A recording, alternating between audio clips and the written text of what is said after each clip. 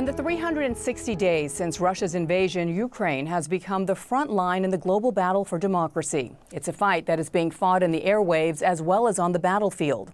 Putin's minions are working overtime to control the message overseas and at home. Under a law passed last year, journalists in Russia can be jailed for up to 15 years for reporting what the Kremlin considers fake news about what its military is doing. And to wit, calling the war in Ukraine a war could land one in prison. And because of this crackdown, many in the industry have fled, including my guest today, who run the Russian independent news station TV Rain. In 2022, the network famously ended its last newscast with an anti-war message before cutting to an old performance of Tchaikovsky's ballet Swan Lake. Today, TV Rain operates in exile, broadcasting its content on YouTube. Tikhon Zitko is the network's editor-in-chief, and Ekaterina Kadrikadze, an anchor and news director. Welcome, both of you. It's good to see you.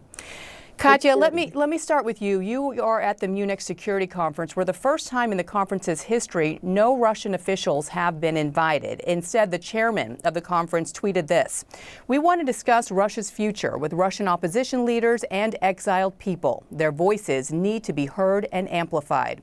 Katya, you and TV Rain are among those exiled Russians. What is the mood there 1 year into the war now? Well, Bianna, it's very complicated to talk about Russia here on Munich Security Conference. It has just been closed.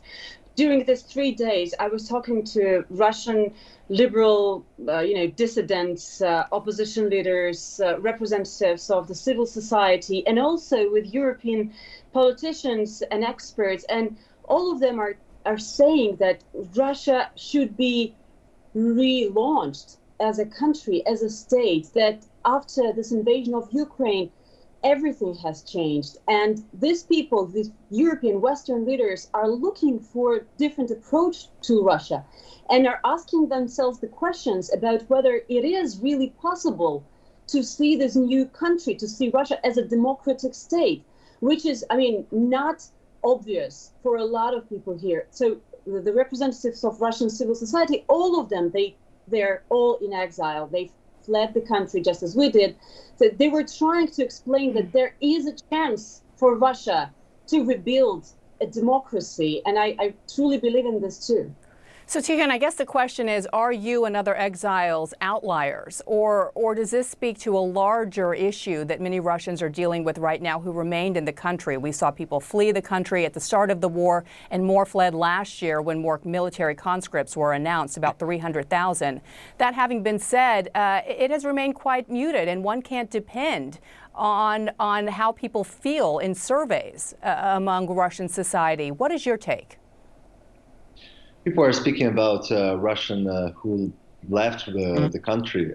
I think the majority of them are thinking and are waiting about the moment when the situation changes, when the regime changes in Russia, and when they will be able to return back home, just like will do, for example, and our colleagues in TV Rain. It's wonderful to have an opportunity to work from exile in Latvia and in the Netherlands and in Georgia, but we have our home, we have Russia, but different Russia from what we have after February 24th. And if we're speaking about Russian society in Russia, Russian society is depressed. A lot of people are against this war, but they don't have any chance to speak out because it's too dangerous. Katya, back to you there in Munich. How significant was it there at the conference to hear Vice President Harris for the first time say that the United States has formally concluded that Russia has committed crimes against humanity?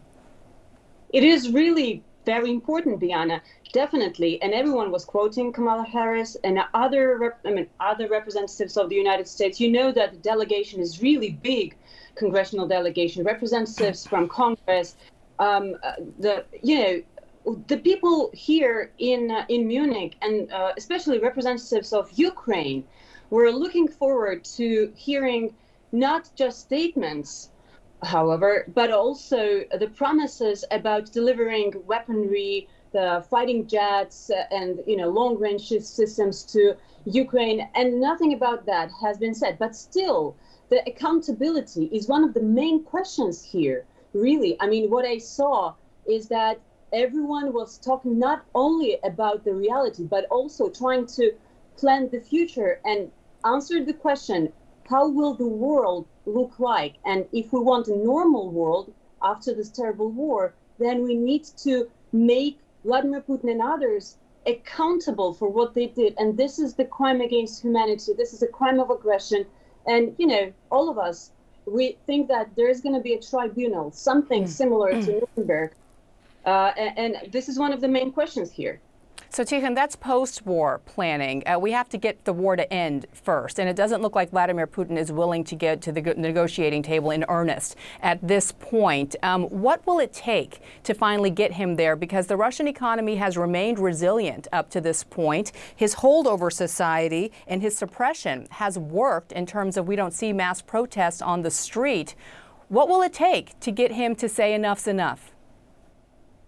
Well, I think we have several directions. The first direction is the situation on the battlefield, on the ground, and that's what Kaitsa was telling now about sending weapons to Ukraine. And Vladimir Putin is not doing well on the ground in Ukraine. Also, I think we will see, and that's what experts say, we will see the consequences for the Russian economy because of the sanctions. That's too early to see these consequences. It will happen soon. And the third thing, very important, is the fact that even in the polls, which could not be trusted with its digits, but we see the trends that the support of this war is becoming lower and lower in Russia. People are not happy with the fact that Russia is isolated now and that they cannot see any future. So I think that the world should work in these three directions, and first supporting Ukraine, of course, then sanctions, and then supporting Russians who are not supporting this terrible war. Katya, quickly, let me just talk about what TV Rain is doing right now, because the Russian propaganda remains firm inside the country. I know you're trying to change that and broadcast objective journalism. It's very difficult to do that while you're in exile, while viewers can only find you on YouTube, and that's with a VPN. You've had your own challenges as well with some mistakes that you have made on air, and you've owned those. That having been said, how are you convinced that there is an audience large enough that wants to watch what you have to offer?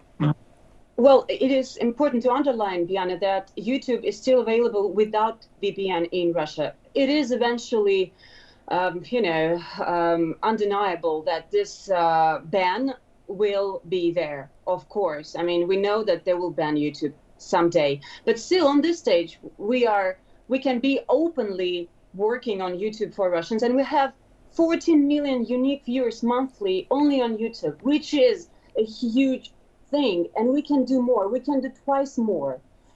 This is a big potential that we have, and as long as they give us an opportunity, the whole world give us an opportunity to work, we will work, and we can convince people. We see the messages.